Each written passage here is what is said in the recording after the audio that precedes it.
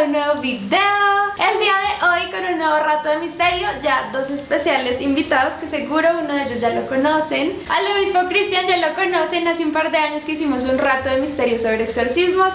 Él se dedica a eso y seguro lo recuerdan de allí. Y el segundo invitado muy especial que seguro deben estar muy emocionados porque es alguien que les va a encantar, que se llama Chris McKinnell. Él es el nieto de Ed y Lorraine Warren.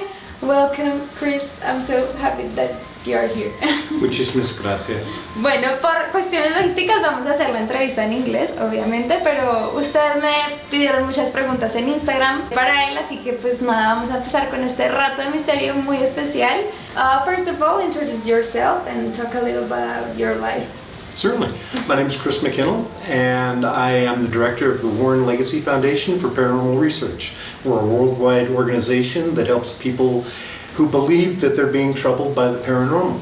We are in many different countries. We offer all of our services for free, and we do not publicize our cases. If you need help, please reach out to us at warrenfiles.com. I've been doing this work for over 40 years. I started with my grandparents when I was 16 years old. My very first case was an over-the-top poltergeist case, and I've been trying to understand the paranormal ever since. Can you tell us about about that case? My first case? Yeah. When we got there, the family was afraid to be in the house without us. Okay. It was just the husband and the wife. The children were not there that day. A lot of the furniture had already been removed from the house because things were flying around. As we entered, the house was shaking because there was banging in the walls in repetitions of 3. 1, 2, 3. 1, 2, 3. As we were going up the stairs, I could hear clawing in the walls, and I could hear growling in the walls, like a wolf.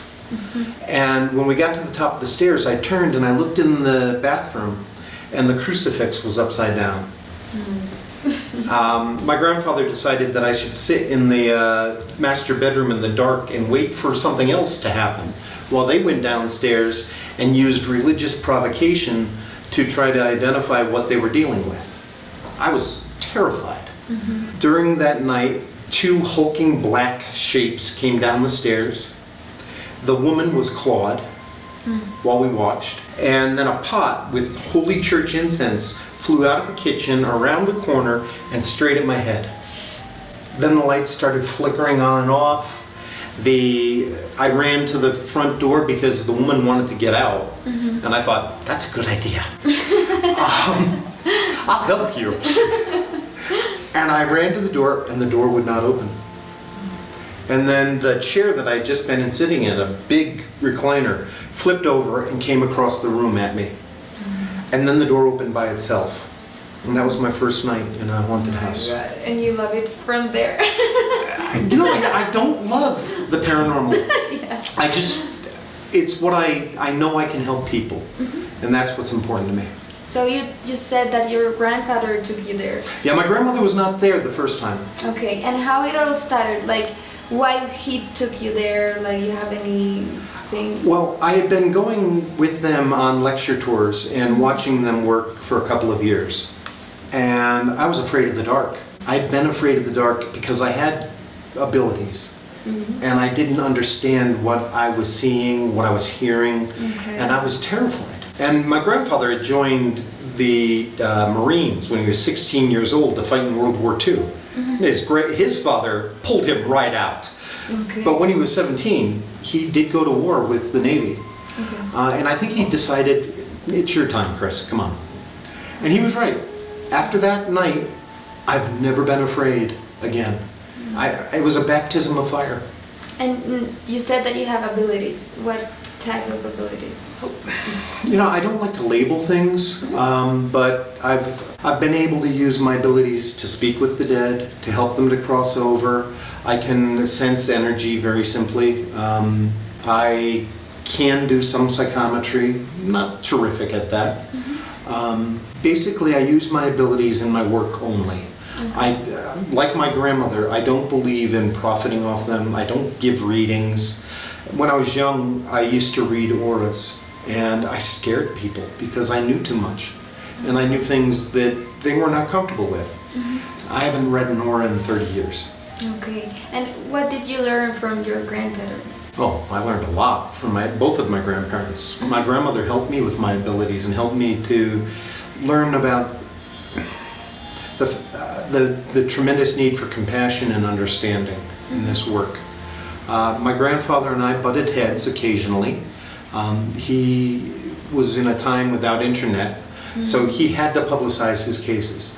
But I was the one going on those cases and seeing how that publicity affected families. So it's one reason we don't do that. You know, I did learn a lot of good things from my grandfather, but I also learned some things not to do. I learned from his mistakes. Remember, they didn't have the benefit of learning from others. I did. You know, they had tremendous experience, and it was wonderful to learn from them. I know that you talk about that because since they have like a lot of movies and things related to the cases, what do you think about that? And you're trying to get away from that? Yeah. Okay. Yeah, the movies are not real. You know, the love story is quite lovely and true. My grandmother and grandfather loved one another. And the first movie I thought was very good. None of the second movie was real. I mean, both cases, all of the cases are real, but the details are not. Yeah. In number 3, I actually cried at the end. In the moment where my grandfather gives my grandmother this gazebo, because that really did happen, and the gazebo is still in the backyard. Oh, and now that you're talking about their things, you brought some things. Oh yeah, I carry a few of my grandmother and grandfather's things with me always. This tie pin is my grandfather's, and this is something my grandmother would wear at all of her lectures. Either this one or this one here, the fairy. My grandparents both believed, they were both very Catholic, but they believed in elementals, in fairies and duendes. They had experience with them. And I also have a couple of other special things here. One rosary that is very special to me because my grandmother collected red glass. Okay. If you ever see pictures of her kitchen, everything's in red. And this one means a lot to me. She used this in her work. And the other one is from Padre Pio, who my family, he's the patron of our family. He has been there for cases of ours. He's been there with me. He's been there with my grandparents on Amityville. There's a famous photo of him looking at my grandmother, down on my grandmother. And so this was one she also used. And this is actually what was at her funeral. Padre Pio, of course. And then on the back, a prayer to Saint Michael with a picture of my grandmother. That's so cute. We had one other I just love because I've seen the original hanging in a church in Portugal, and my grandmother had this hanging in her bedroom for decades. So I carry these things with me. You're the only family member that is still doing this, or there's... Yes, I'm the only family member. My stepfather, my mother's husband, also runs the NESPR, New England Society for Psychic Research. But I'm the only blood relative who's still, well, I shouldn't say that. My cousin, John Zaffis, is also involved in his own thing. Okay, perfect. So, háblanos de la parte de la Fundación Warren, que también pues abrió sus puertas en Latinoamérica, supongo, para que las personas sepan. Bueno, la Fundación Warren es una fundación dirigida y fundada por Chris McKinnell, pero también su abuela, Lorraine Warren, estuvo involucrada allí. Ella fue la que lo orientó a preservar el legado Warren, por eso se llama así la fundación. Y Chris comenzó la fundación con la intención de poder dar ayuda a aquellas personas afectadas por fenómenos paranormales, aparentes fenómenos paranormales, y la idea es darles asesoría y acompañamiento en su proceso, sea o no comprobado que es paranormal. La fundación se ha extendido por todo el mundo y ha abierto las puertas en Latinoamérica. Estamos presentes en Centroamérica y en Sudamérica.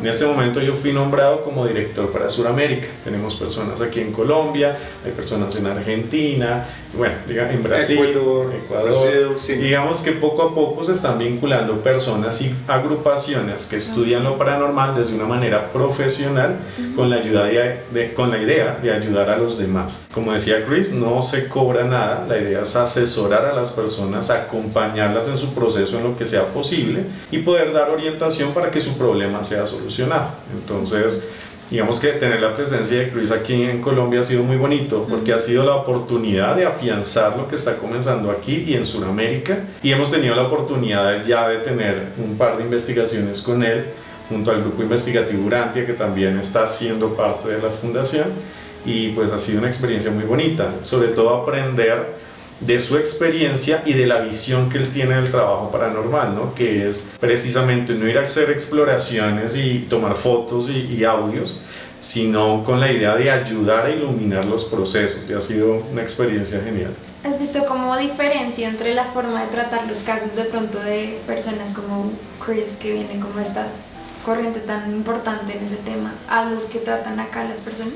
Sí, digamos que hay una gran diferencia, y es sobre todo la idea de ayudar. O sea, Chris tiene algo que de pronto no estábamos acostumbrados, y es que no le gusta ser como nada mediático, ¿sí? O sea, igual nosotros estamos acostumbrados a grabar todo, a tener todo como muy registrado, y a Chris le gusta mucho tener espacios como íntimos, de oración, de contacto con los espíritus, porque él tiene una muy bella capacidad de entrar en contacto y de ayudar. Incluso tuvimos una experiencia muy bonita en la cual él ayudó el alma de alguien que contactamos en un momento y le empezó a dar luz de una manera muy simple.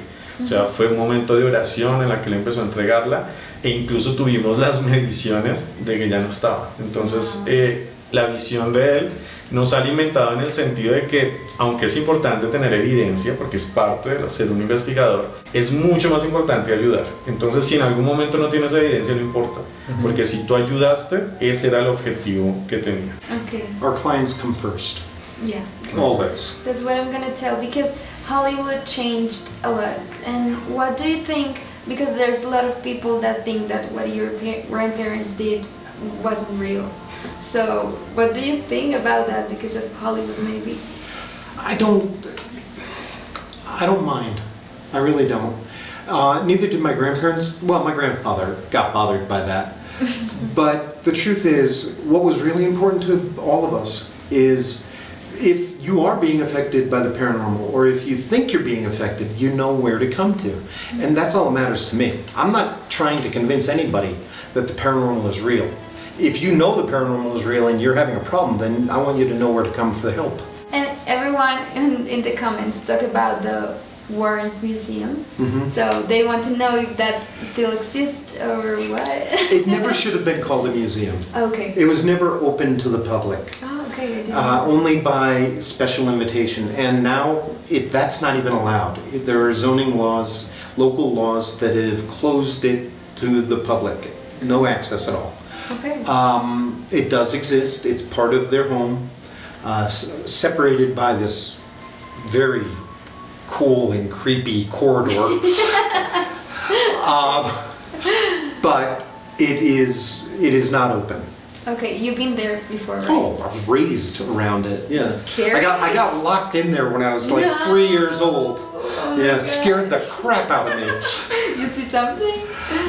No, I was too busy screaming. My grandfather came running immediately. Oh, I'm so sorry. I wonder why I was afraid of the dark.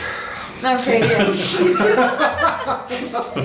So there's a lot of like important things there, like Annabelle. Oh yeah, many dangerous things. It's really a prison, a place to protect people from those energies. That's the reason why anyone It exists, exactly. Okay, perfect. So I want to go there, but I guess I can't.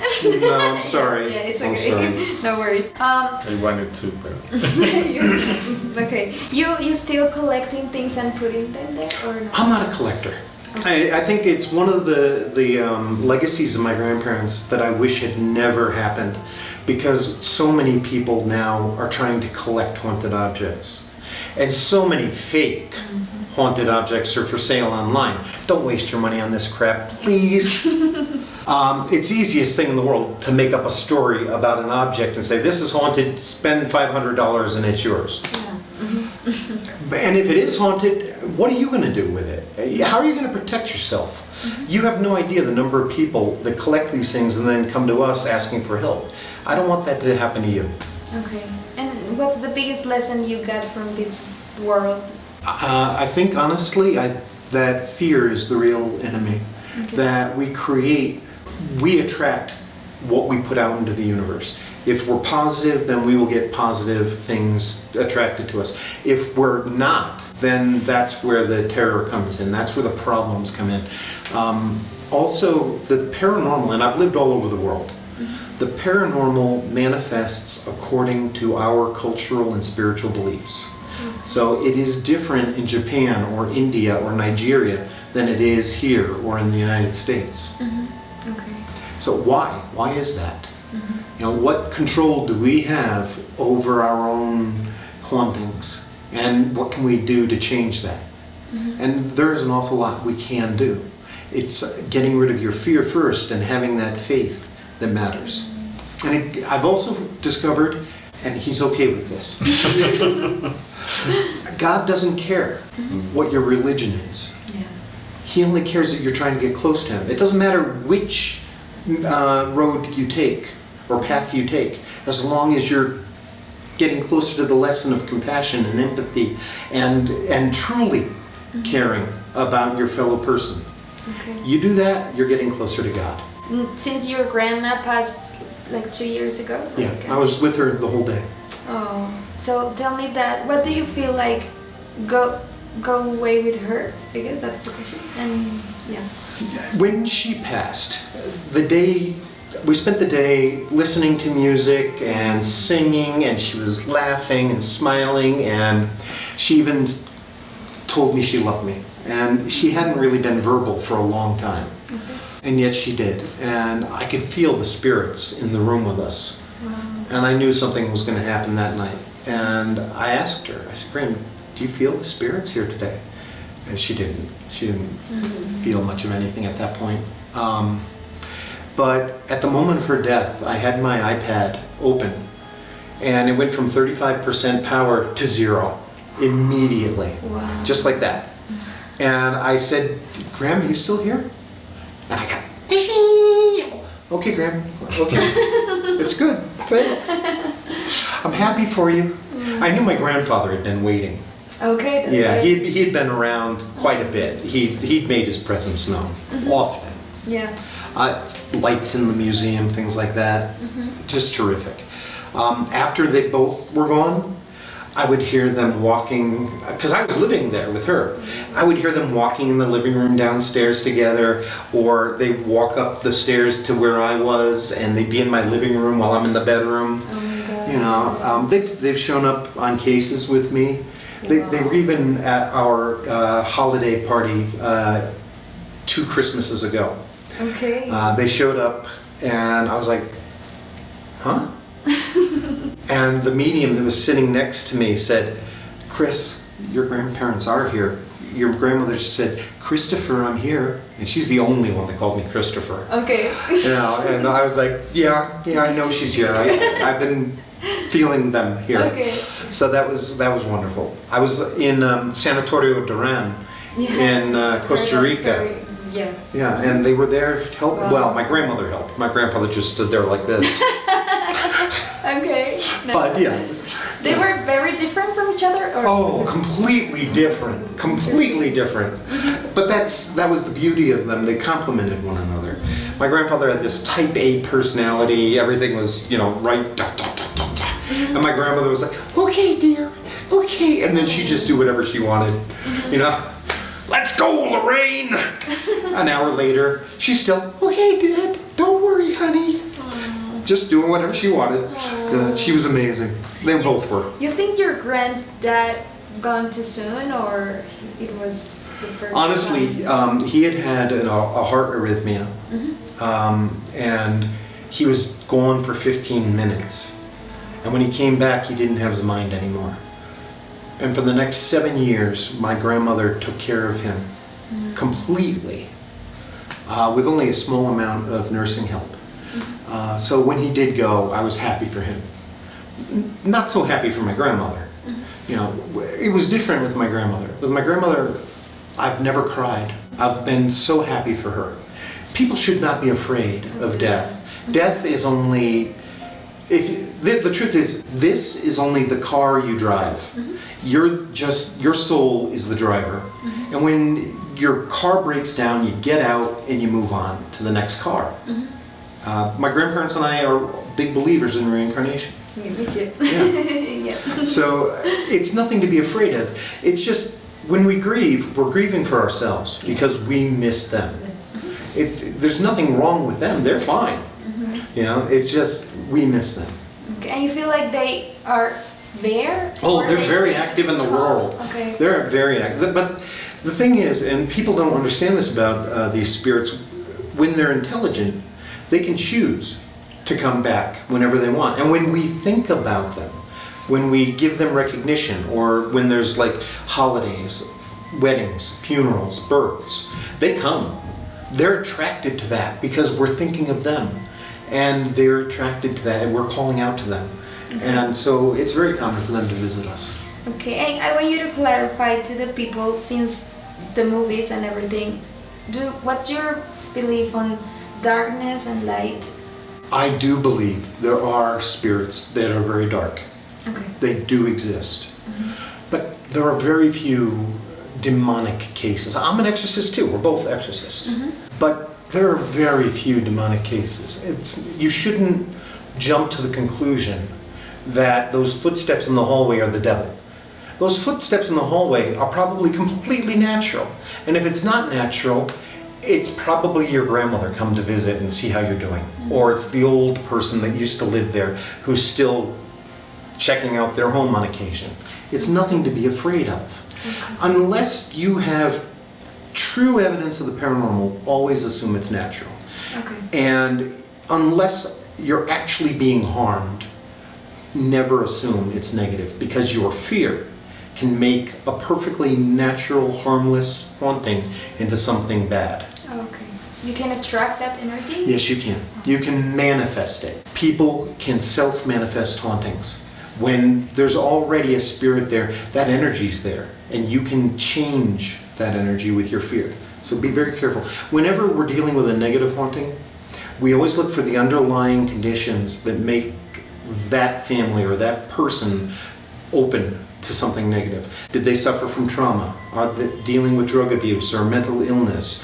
What is it that makes them more open to the negative than other people? Are they just teenagers who are going crazy with their hormones and they've been playing with the Ouija board and now they're in trouble?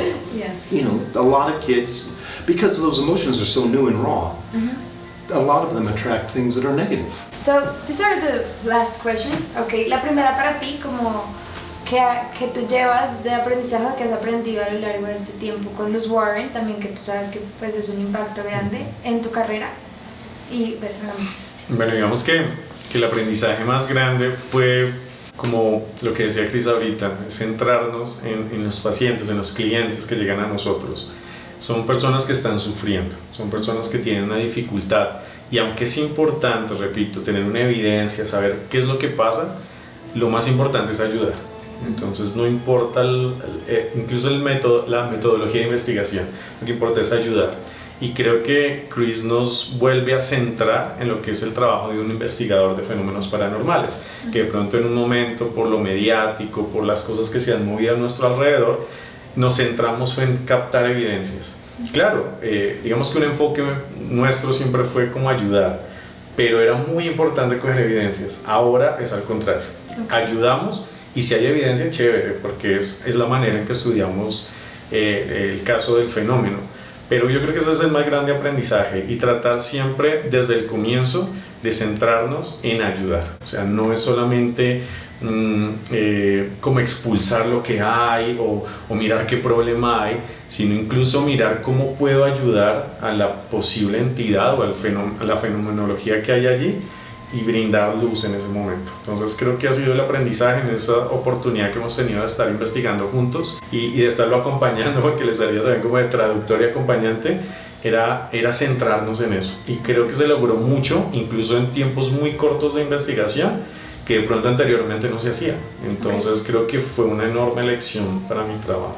¿Tienes un recuerdo lindo de alguna de sus trabajos que has hecho con él? Sí, digamos que algo que me impactó mucho, estuvimos en el castillo, en el prostíbulo. Ya sabemos que eso está expropiado porque fue pertenencia de paramilitares y todo este problema. Y estábamos investigando el lugar y en uno de los salones de atrás, Chris sintió una presencia, una entidad de una mujer. Todos logramos sentir y empezamos tú sabes que a mí me gusta usar los aparatos, entonces sentimos y medimos la actividad que había allí, pero Chris logró entrar en una comunicación con ella, ¿sí? Entonces además de que teníamos una spirit box donde se filtraron voces de mujer diciendo cosas, Chris empezó a conversar y nos dimos cuenta que había sido una mujer que había sufrido mucho, que se había muerto por una sobredosis, bueno, una historia bastante fuerte, y él dijo, voy a ayudarle. O sea, claro, nosotros estábamos pendientes de todo lo que estaba pasando porque fue increíble en ese momento, y él simplemente se sentó, dijo, voy a ayudarle. Se sentó, empezó a orar en voz alta, pidiéndole a Dios y a los ángeles que vinieran por ella, e incluso en la Spirit Box empezaron a filtrar voces de ella como despidiéndose, y se fue. O sea, eso nos dejó a todos con los pelos de punta, con una sensación de paz impresionante, y fue muy conmovedor. O sea, fue un momento en que dijimos, para esto estamos. Entonces fue una enorme lección, fue una experiencia muy espiritual, y volvió a dar como ese sentido tan lindo de hacer esto. O sea, que no es solamente tomar una foto increíble o un audio, sino de ir a ayudar. Entonces fue muy bonito. Esta puede ser una pregunta muy boba, pero digamos ahí se comunica en inglés o en el idioma del espíritu. Digamos que Chris se comunicaba en los dos idiomas, porque él sabe algo de español, se sabe defender, pero había un momento en que él como que entraba ya en el diálogo y empezaba a hablar. Yo trataba como de traducir pero digamos que yo creo que la comunicación, y ahí lo comprendí yo también, va más allá de lo cultural, porque es espiritual. Yo creo que son las intenciones que se leen más que el idioma y la cultura, que creo que influye en parte, porque incluso él decía traduce, trata de decir, pero hubo un momento en que él simplemente empezó a orar y se fue. Yo también, como por respeto, me callé porque sentí la energía impresionante de la conexión, y simplemente esa persona se fue. Incluso hubo respuestas en inglés en el Spirit Box. Fue algo muy bonito, fue algo muy impactante. Todos quedamos después de eso. O sea, ya después hubo otras cosas porque fue una investigación muy nutrida, pero ese momento fue impactante. Okay, and this is the last question. What's the biggest lesson and the most beautiful moments that you live with your grandparents, and now that they're not here, one that you live by yourself? That's a good question. I don't know. I had so many experiences. From my grandfather, I have to say, my first night changed my life forever. Okay. I had already been studying with different religions for years. I started when I was 10, going to different churches and trying to understand God. Boy, I had such an ego back then. I mean, how do you understand God? Yeah, you know. But he cured me of my fear.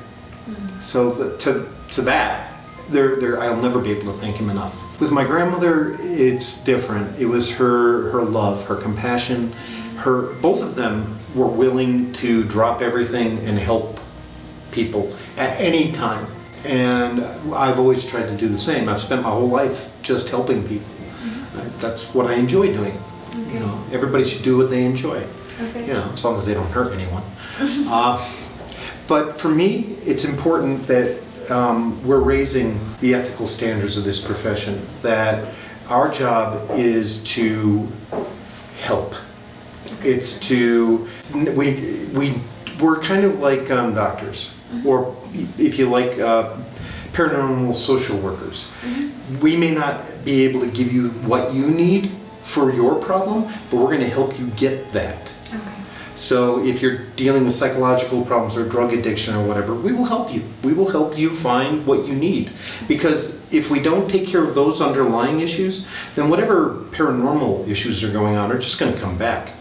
That's a lesson I learned in a very hard way from one of our cases, the MISTERIO case. We did a successful exorcism on him. My grandfather had a heart attack during that exorcism. I was protecting the Archbishop during that exorcism, Bishop McKenna.